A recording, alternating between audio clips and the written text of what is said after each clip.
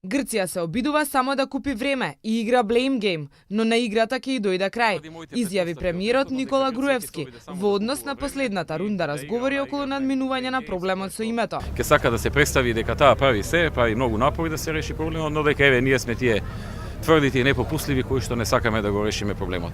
Имено беше јасно од информациите што ги добив дека медијаторот Нимиц сакаше да дојде во Скопје и во Атина во текот на февруари. Тој дури понуди два датуми, мислам дека едниот беше 4 февруари, а вториот беше 15 февруари.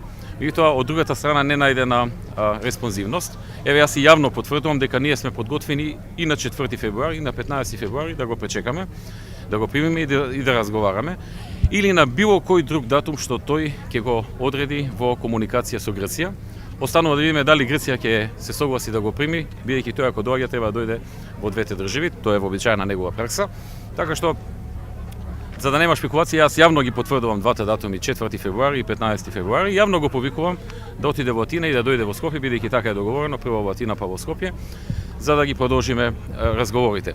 Премиерот изрази жалење што Грција на таков начин купува време и ги одбива средбите. Се надевам исто така дека како времето ќе минува, така овој однос на Грција ќе не идува на се помалку подршка кај меѓународната заедница и дека нема да може вечно на оваа карта со купување време со карневали, со вевчани, со не знам што, да ги залажува сојузниците во НАТО и партнерите во Европската унија. Груевски потсети дека Република Македонија имаше јасна пресуда во своја корист од Хаг и потенцираше дека ќе продолжи да работи за влез во НАТО и Европската унија.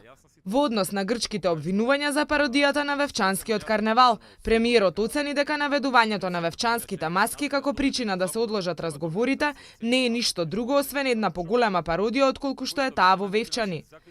За изјавите на американскиот заменик помошник државен секретар Филип Рикер дека е потребно повеќе храброст за решавање на проблемот, македонскиот премиер истакна дека ќе се направи се за да имаме поголема храброст, но исто така и другите земји членки на НАТО треба да имаат храброст и да ја прифатат пресудата на Меѓународниот суд на правдата.